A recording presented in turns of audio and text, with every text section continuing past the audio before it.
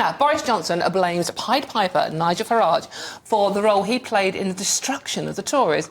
The former Prime Minister has also warned the Conservatives to avoid merging with Reform UK, saying when we get back in, don't be too hasty to get rid of successful election-winning leaders.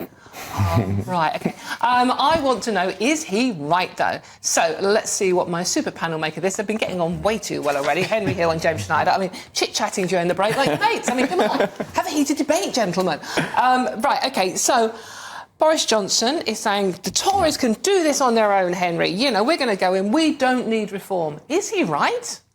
I mean, they certainly shouldn't merge with Reform now. The big question is what happens at the next election, because Reform came second in 98 seats. A lot of those seats are Labour-facing seats where the Tories are nowhere. If Reform get into Parliament with 20, 30, 40 seats in large parts of the country, that's it. The right is structurally divided.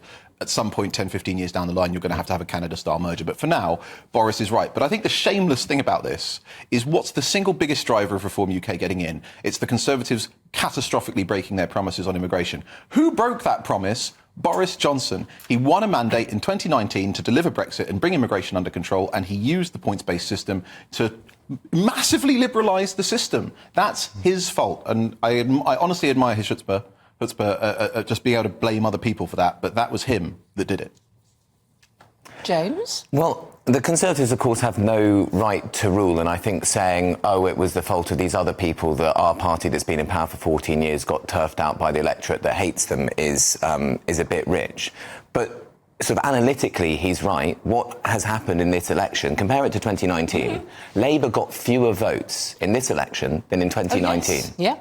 So the thing that has happened is the right bloc, if you like, has completely splintered between Reform voters and Conservative Party voters, and that's why Keir Starmer has this enormous landslide. So he's right, but he's right analytically, but he's not right politically. You can't just say, well, if people are opposed to what we're doing, they should shut up and let us get on with it, otherwise the other side might win. Is basically saying that you have a right to rule, and of course nobody has a right to rule. And of course this was one of the big problems with the Tory general election campaign, is that they kept trying to play all the old hits like law and order, crime, and taxation. Yeah, and no one's the public listening. were like, but you've raised the tax burden to the highest level since 1948. You've tripled net immigration since you came into office. You know, you're about to have a prisons crisis where you let people out early.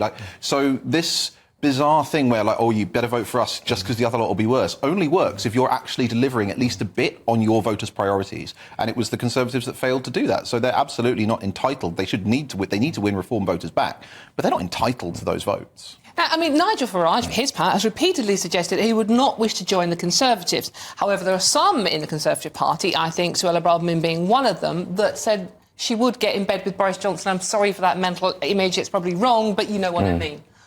I think that some kind of merger doesn't have to be a formal merger. It could be one is taking over the other, but something which brings together those two voter groups that are fundamentally more aligned than they're disaligned is likely to happen, I think. But we can't know the future, so you can't know whether that's the Conservatives get a new leader, that new leader starts doing quite well, and sort of Reform merges underneath. They might run, you know, possibly in an electoral pact where Reform run in 100 seats and the Conservatives run in 500 seats or something like that. But fundamentally, I think the main pole of opposition, unless people on my side of politics, we get our act together and we provide one, to a do-nothing Labour government when the macro situation for most people is very bad and is unlikely to get magically better, is going to be a kind of Reform-like politics, which will either be led by the Conservative Party or Reform. I mean, Henry, I mean, you have a Conservative home, so you know what you're talking about with the Conservatives. Is it possible they can come back from this? I mean, it was a fairly resounding get out now, we don't love you anymore, wasn't it? I mean, that's what the vote was. It wasn't voting for Labour per se, because it was just voting to get the Tories out. Now, we know when a party's been in power for a long time that happens, but if they don't get into bed with Nigel Farage and Reform, can they rebuild from where they are now? Yeah. I mean, it doesn't mean they will, but they can. As I said, this is the most marginal parliament since 1948. So a lot of those Labour MPs sitting on quite small majorities in bits of the country that really do not normally vote Labour. So that's the first thing. Structurally, they're much, much bigger than Reform UK.